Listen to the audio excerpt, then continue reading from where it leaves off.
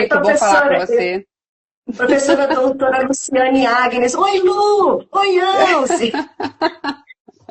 Assim que Novo é conteúdo bom. no nosso próprio canal. Aham, tô amando. Então, eu fui colega da Lu, né, da Luciane Agnes em Brasília durante muitos anos, tanto dando aula em universidades como em grupos de pesquisa. Mas eu quero aproveitar esse tempo agora, a Luciane está dando aula na Federal de Goiás, né, de Goiânia, Federal de Goiás, e eu queria começar exatamente hoje nessa pergunta. Você já tem essa pesquisa em comunicação ligada a redes sociais faz muito tempo. E o que levou você a procurar a ciência e no TikTok? É, a comunicação da ciência é um dos campos que me desperta interesse, uma paixão, acho que para além até dos meus objetos de pesquisa. E aí eu vi uma convergência, porque eu já pesquisava questões relacionadas Uhum. a hábitos de informação nas redes sociais, o papel do jornalismo, a convergência do jornalismo para as redes sociais, e a gente vai perceber, principalmente depois da pandemia, uma aceleração da propagação de conteúdos desinformantes, né, muito baseado em pseudociência. Então, a partir dessa observação de um cenário que se intensificou nos últimos anos, é que eu, né, aproximei ali dois campos de interesse, que é a comunicação nas redes sociais e a comunicação da ciência. Na verdade, você trabalha com comunicação na ciência há muitos anos, que eu me lembro quando eu te conheci, que você Uhum. veio da Federal do Rio Grande do Norte, né?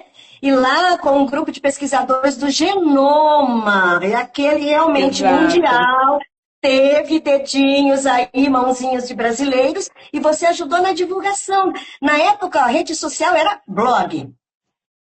Era, pois é, a gente falava, enfim, fiz o mestrado no Rio Grande do Norte e um laboratório de genômica de lá fazia parte da rede brasileira de Genoma Brasil, do Genoma Brasil, e eu ajudei naquele momento, isso a gente está falando de 2009, por aí, a criar um blog, porque era uma plataforma, uma interface amigável, gratuita, e que você podia ter o próprio cientista produzindo esse conteúdo sem intermediação, né? Porque antes ele precisava necessariamente passar por um veículo jornalístico, passar pela imprensa.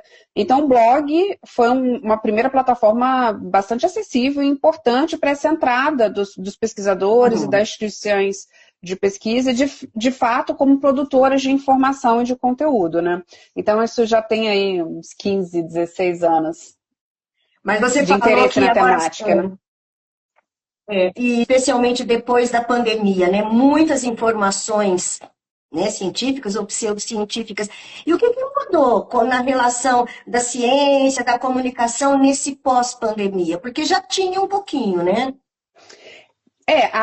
O cenário de desinformação ele precede a pandemia e apesar da face política da desinformação ganhar muito destaque, principalmente em períodos eleitorais, a área da ciência e da saúde, especialmente, sempre foram muito afetadas. Né? Então, assim, campanhas anti-vacina, propagação de conteúdo, de supostas curas, né? Doenças como câncer, diabetes, sempre receberam muitas bombardeio Uhum. de conteúdo, chá milagroso, suco milagroso, emagrecimento também, o pessoal da nutrição também está bastante atento em conteúdos desinformantes, então sempre teve. Mas a pandemia colocou isso numa potência absurda, que coincide também com o cenário de intensificação da plataformização da vida, né? Tudo nosso está convergindo para alguma grande plataforma, Uhum. e aí a gente também viu na pandemia a ciência sendo politizada, né? Então, acho que todos esses fatores convergiram para que acabasse a desinformação em ciência e saúde, a propagação de canais de pseudociência, tanto com fins políticos, de Uhum. influenciar a opinião e percepção das pessoas, mas também com fins de lucrar, né? Muitos desses canais é para engajar, para monetizar, para vender um curso, um tratamento, um livro, uma receita. Então, infelizmente, a gente viu isso e isso coloca vidas de pessoas em risco, né? De uma É. forma bastante grave, com resultados já medidos, já observados. Exatamente, e a gente está falando sobre isso porque a Luciane publicou um artigo científico numa revista, né? Depois a gente pode até divulgar. E nesse seu artigo você fala que não é só Brasil, isso é uma coisa mundial, as discussões estão em nível mundial, e tem esse nome, infodemia, pandemia e infodemia. Né, a Organização Mundial da Saúde até, né, sacramentou esse termo, já era um termo usado vulgarmente, mas é isso, o excesso de informação, misturada às vezes com desinformação, com fake news, com conteúdos fora de contexto, faz com que as pessoas fiquem perdidas, não saibam em que acreditar, o que seguir, o que distinguir, o que é certo, é comprovado, do que é inventado. Então, é esse caos informativo que vai receber um nome específico, né? Uma infodemia que ela não curou, né? Para isso a gente não tem vacina ainda.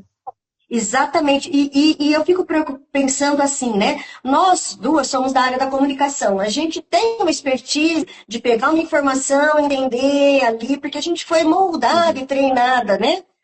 Para verificar isso. Agora, as pessoas que estão em casa não têm essa formação, que é que a Não gente necessariamente. ciático. E nem os produtores de conteúdo, por exemplo, um médico, né, um nutricionista, enfim, profissionais da saúde, de outras também, mas nós estamos falando de saúde. Eles também, na formação deles, acho que não tem, né, o letramento midiático. Uhum. E aí fica esse rolo todo, né? O letramento midiático, ele é necessário para qualquer mídia, né? A gente falava sobre ler a televisão, né? Ler o rádio, assim, ler a propaganda, ler os programas de auditório, os reality shows. Então, ele é uma necessidade, a gente sabe que a gente precisa de políticas públicas que levem um letramento midiático para a sala de aula, desde a educação básica, mas agora a gente fala de um letramento midiático e informacional, justamente pelo crescimento do uso da internet como principal canal de informação, né? E aí a internet, o cidadão, a pessoa comum, ela não é só ouvinte ou leitora, ela também é produtora de conteúdo, né? Então ela também compartilha, ela também engaja. Então a gente precisa de um letramento que vá além, e aí, para isso, é necessário políticas públicas, comprometimento de educadores, de instituições de pesquisa e da sociedade de uma maneira geral, né? Por isso que os jovens também acabam sendo um alvo muito importante disso tudo que a gente está falando. Exatamente, isso que eu ia te perguntar. Você escolheu nesse estudo, e ficou bem claro que é um estudo exploratório, né? A gente não vai chegar numa conclusão, nem no seu e nem nessa entrevista de 15 minutos. Mas por que você escolheu o TikTok para esse campo de observação? O TikTok Como é que foi, pessoal? Como é que foi essa pesquisa? O TikTok é a plataforma que mais cresceu pós-pandemia, né? Se a gente lembrar bem, ela chega no Brasil em 2020 e o número de usuários é a que mais cresceu. E aí a gente também começa a observar movimentos como o TikTok substituindo os buscadores de conteúdo, principalmente entre o público jovem. Então, ao invés de ir para o Google, né, muitos desses jovens vão para o TikTok fazer essa busca. Então, ela não é só uma plataforma de interação, né? De curtir a foto do amigo. Ele se torna um buscador de conteúdo. E o TikTok tem como principal linguagem, né, esse audiovisual, os vídeos curtos, o que ficou sendo chamado de metodologia divertida, porque você sempre aprende desde, sei lá, como fazer um arroz, até, sei lá, gominha, um tratamento para cabelo, mas sempre com uma pegada de humor, né, as dancinhas, foram algo que, né, ajudaram bastante o TikTok a se popularizar. Então, tudo isso vai fazer com que essa plataforma ela tenha um anzol, né? Ela tenha ali um chamariz, ela tenha ali... principalmente entre os mais jovens, que é o principal público. Pessoas de mais idade também já entraram no TikTok, mas a gente vê que entre os mais jovens, o Instagram e o TikTok são hoje as plataformas mais acessadas. E você olhou o quê? Você fez uma pesquisa exploratória, você viu 2 institutos de pesquisa de referência brasileiros, né? 2 institutos, Butantan e Fiocruz, que entraram no TikTok justamente no contexto da pandemia para combater desinformação, né? E também 3 influenciadoras digitais que fazem o que a gente pode chamar de influência responsável. Né? Então, que declaradamente elas têm compromisso com a evidência científica, com a metodologia científica, portanto, que não produzem desinformação, enfim. E 3 que têm alto engajamento nessa plataforma. E aí o objetivo foi tentar observar características da linguagem. Porque é diferente a estrutura de comunicação de uma instituição que tem uma política de comunicação, que normalmente, né, tem um engessamento, uma burocracia, uma aprovação, e características mesmo, né, de como é que é essa linguagem, como é que eu falo com essa audiência, das influenciadoras, que tem um time, uma aceleração para poder adaptar para essas novas plataformas muito maior, né? Além delas serem pessoas físicas, né? Então elas falam numa linguagem que permite uma aproximação, uma identificação por parte dessa audiência. Então o intuito foi um pouco de observar características dessas 2 formas de comunicação utilizando o TikTok e de que maneira que a divulgação científica pode aprender com as influenciadoras, né? Com os influenciadores, e um ajudar o outro, né? Porque a divulgação da ciência, a popularização, não precisa necessariamente ser feita por um cientista ou ser feita por um instituto de ciência. E aí, influenciadores responsáveis podem ser bons aliados. Acho que foi nesse sentido. É isso que eu ia te perguntar, porque o que a gente olha por aí, você vê tanto médicos, enfim, profissionais de saúde, sejam eles fisioterapeutas, nutricionistas, e a gente vê também muita gente, assim, tem médico, tem profissionais de saúde que entram e já falam e tem aquela comunicação, mas não necessariamente o profissional da saúde tem essa verve da comunicação, né? E como que você encontrou, assim, nessa sua observação? O espaço tão curto, às vezes vídeos de 1 minuto, no máximo 10, né? E para temas tão complexos. É um desafio, né? Porque quando a gente está falando de comunicar sobre ciência, a gente está falando de explicar algo que nem assim, eu não consigo às vezes traduzir em 30 segundos.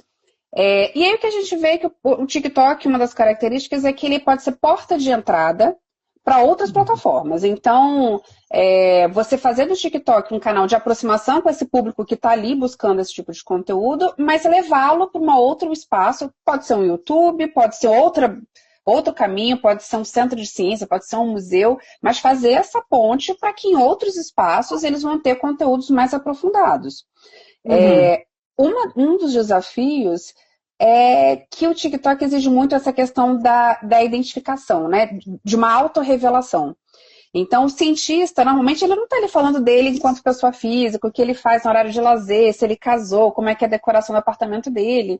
E a gente vê claramente que os influenciadores misturam esses conteúdos, né? Eles têm muito mais essa flexibilidade, o que cria uma aproximação com parte da audiência. Esse é um desafio. Porque quando a gente vai para um instituto ou para um cientista, a gente tende a assumir uma narrativa mais expositiva, como se eu estivesse dando uma aula. E aí minha autoridade está ali como especialista. Mas não porque eu sei fazer uma boa sketch, não porque eu tenho, né, um senso de humor, porque eu falo na primeira pessoa.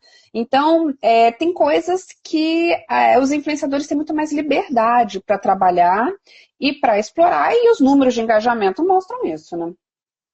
Agora, tem uma discussão mundial, né, de influenciadores que não são formados, não têm essa formação na ciência, vamos dizer assim. Eu não sei se é só na área da saúde ou se na ciência em geral. Mas parece que, por exemplo, a Austrália, se eu estiver falando o nome de algum país errado, mas enfim, algum país que já tem leis próprias e para trabalhar com informação de ciência nas redes sociais, precisa ter uma formação na área. Você tem esse conhecimento de algumas legislações particulares, assim? Não tenho, Alzimar.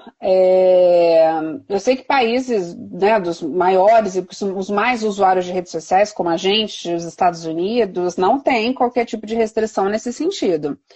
E não sei, acho que tem uma linha muito tênue ali também, e o desafio da regulamentação é o que está sendo imposto para todos os países, né? Desde regulamentar o uso da própria plataforma em si, que lucra enormemente com conteúdo de desinformação, enfim, Mas é muito difícil você dizer quem é que pode e quem é que não pode falar, né? Quem vai fazer esse filtro? Isso é Então, e difícil. boa parte desses influenciadores, eles não são cientistas, esses mesmo que eu analiso, eles têm uma primeira formação básica, mas eles não necessariamente produzem ciência. E dentro da divulgação científica mesmo, historicamente, muitas vezes quem vai para a divulgação científica não é só mídia social, né? Então, um É. primeiro ponto. Mas para quem se dedica mais à divulgação científica, muitas vezes não é ele um cientista mais estrito sensu, né? Alguém que, né? A Se carreira na academia tem aprofunda. muitas frentes. Então, não sei se você precisa ser necessariamente um cientista para fazer esse tipo de conteúdo, mas sem dúvida que ter preparo, né, para você letrar alguém, você primeiro precisa ser letrado. É importante, mas não é o que a gente vê. Tem muita gente falando muita bobagem, sem qualquer compromisso com a ciência nesse ambiente. E agora, tempo curto, tema árido, e ainda tem que ser divertido? Exatamente. É exigir muito, é muito difícil. Porque aí a gente está no contexto da economia da atenção, né? Todo mundo disputando atenção com tudo quanto com dancinha, com as celebridades, com conteúdos bizarros, com conteúdo produzido por IA. Então você vai Isso. disputar a atenção. E aí essa questão do divertido acaba sendo uma das principais estratégias para você conseguir reter a atenção. Mas não é nada fácil, nada fácil. Ainda mais que estudos comprovam que nos primeiros. Você fala assim, é um vídeo de 1 minuto, eu tenho 1 minuto para falar. Você não tem 1 minuto para falar. Você tem São os 6 primeiros segundos. segundos.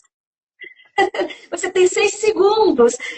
Mas nem o melhor pescador do mundo joga um anzol em 6 segundos, pega um peixe. É isso mesmo.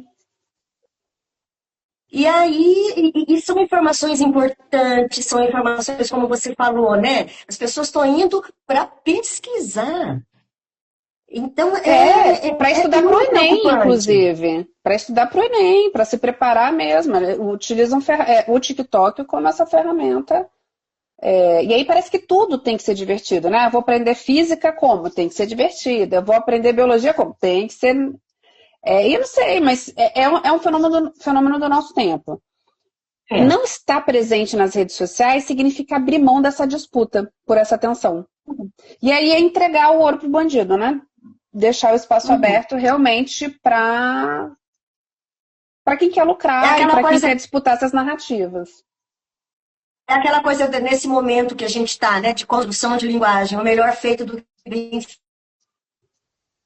Né?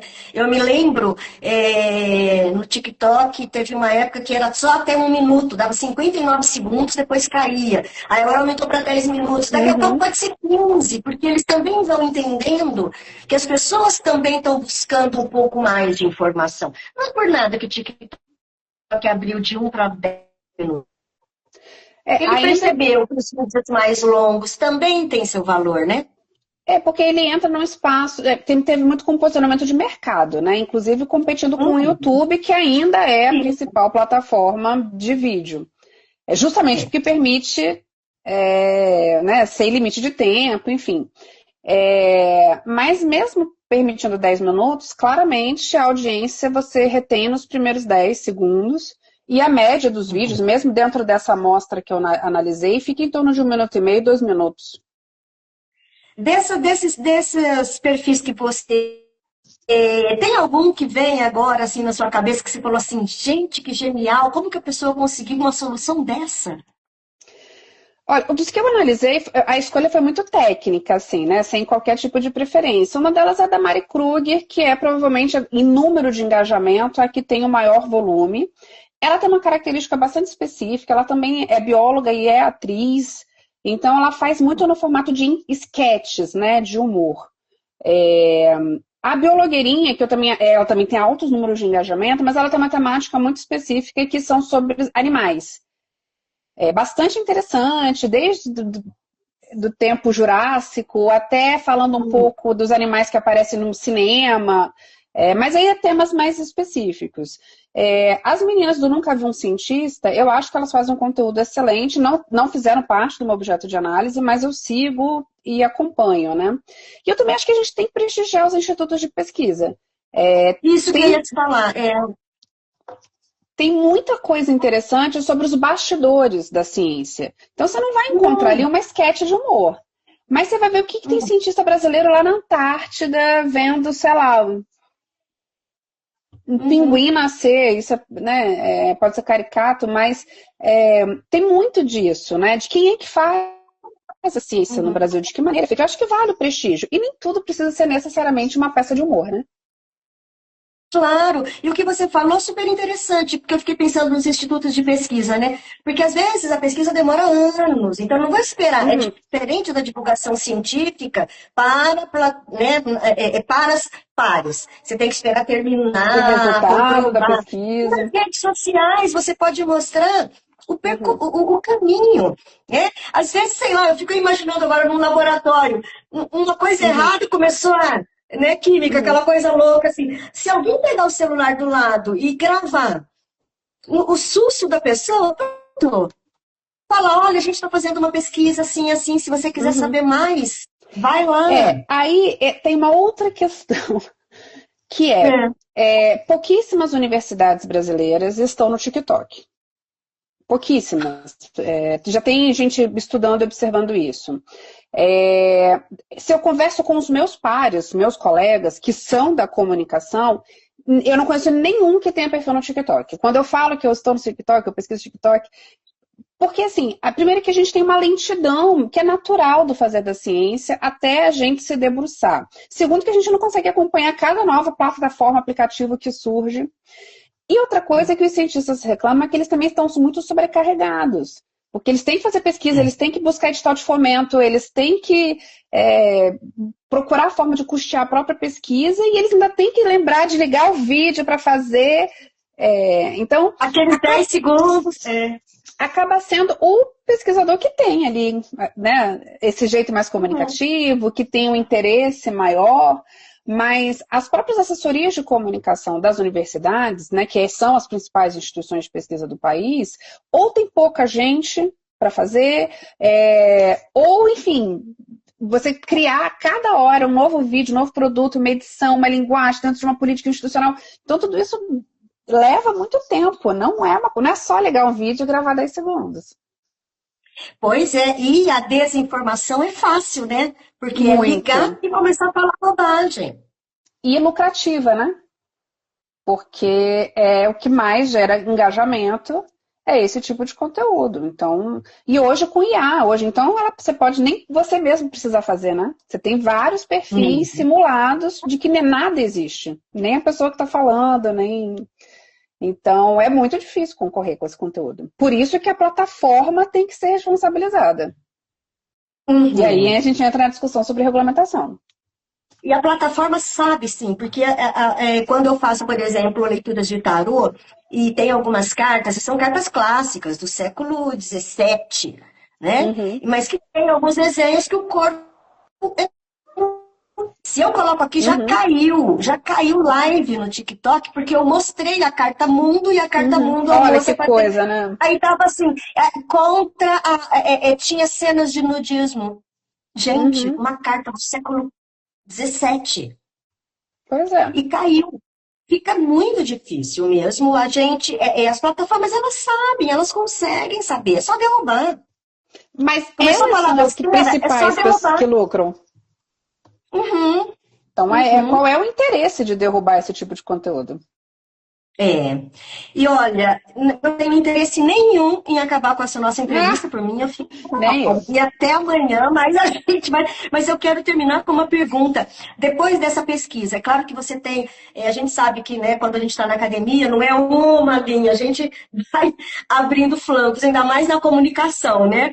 Mas qual que é a tua visão, assim, sobre a divulgação científica a partir, não só dessa primeira, né, do TikTok, mas pelo que você tem visto nessa plataformização e a divulgação científica?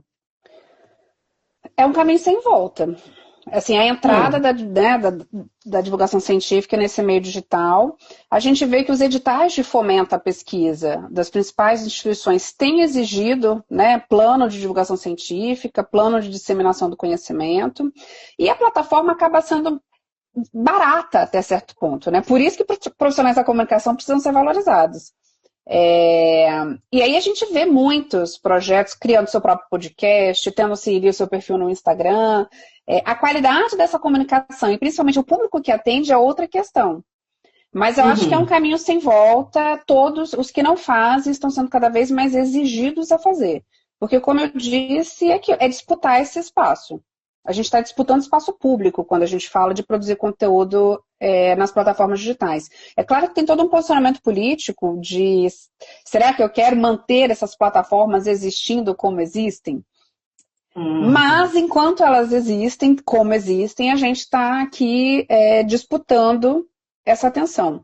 E a alfabetização científica, né? A gente falou do letramento midiático, mas ela também está muito próxima do letramento sobre ciência, né? De como é que uma vacina é feita, por que que não pode uma cura milagrosa acontecer dessa maneira, ou o que é evidência científica, diferente dos achados episódicos, né, das experiências individuais.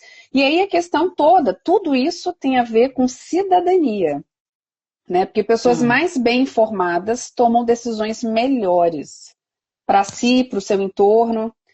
Então a gente pode falar isso da saúde, a gente pode falar isso no meio ambiente, a gente pode falar sobre os usos da tecnologia. Então o que a gente quer ao popularizar a ciência é isso, que as pessoas Acaba ter chegando, acesso a uma informação. aí acaba chegando tudo na educação, né? E qual o conselho que você daria? Primeiro, para os jovens que estão indo pesquisar no TikTok e para as pessoas que produzem ciência. Que conselho que você daria para esse jovem e para essa pessoa que está nos ouvindo, falando assim, nossa, eu tenho tanta coisa para falar, estudei tanto. Para o jovem, eu sempre vou sugerir assim, duvide. Né? Duvidar, fazer uma pergunta é libertador, né? E pode ser um caminho de segurança. Mas quem é a fonte? Quem está falando? Ele ganha alguma coisa com o que ele está dizendo? Cuidado com tons alarmistas. Isso ninguém quer que você saiba, é o fim do mundo, tem uma guerra. Então, cuidado, atenção, né? E o jovem tem um papel muito importante na própria família, de levar essa informação, de levar esse uso das mídias, de promover uma mudança de pensamento dentro da própria família. Então, ele pode ser um instrumento muito importante para uma mudança de postura diante do uso das redes sociais. Para o educador ou para quem produz ciência, o que a gente tem cada vez mais é entender como é que o nosso público... Não adianta ficar numa guerra geracional, isso eu também observo muito entre os meus colegas, né? Ah, mas ninguém lê mais como lia antigamente. Ah, porque o livro, como se a gente tivesse... Eles não leem. Eu não sei se eles não leem, eles e esses mais jovens, né? A questão é que a gente vai ficando cada vez mais distante, né? Eu dou aula há mais de 15 anos, então... eles estão sempre com 18 anos e eu estou sempre um ano mais velha. Então, assim, como é que eu não permito que esse distanciamento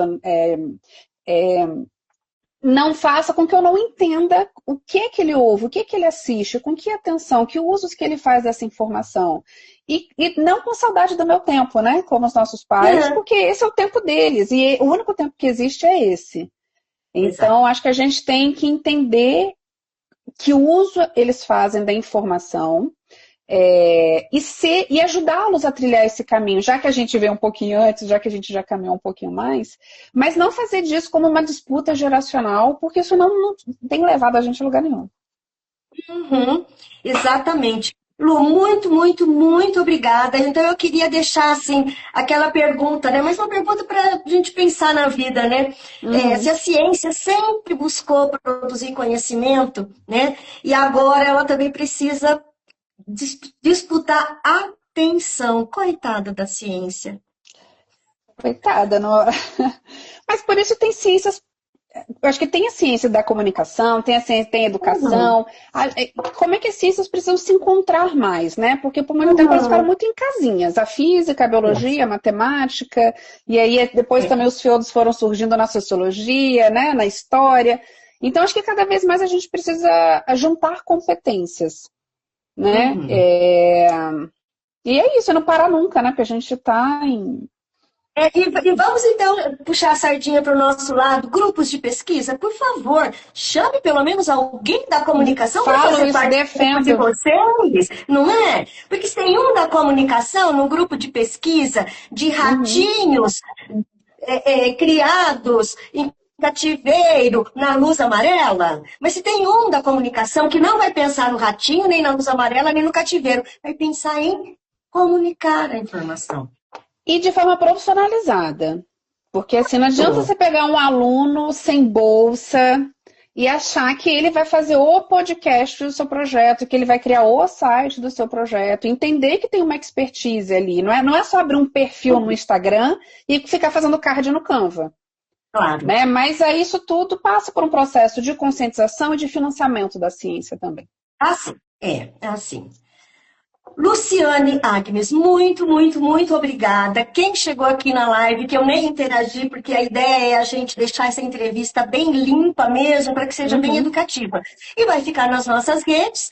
Eu convido, então, as pessoas que já assistiram a ajudar a divulgar. Muito, muito obrigada, Luciane. Amei, Alza. Espero que o próximo seja ao vivo. A gente, assim, um abraço caloroso.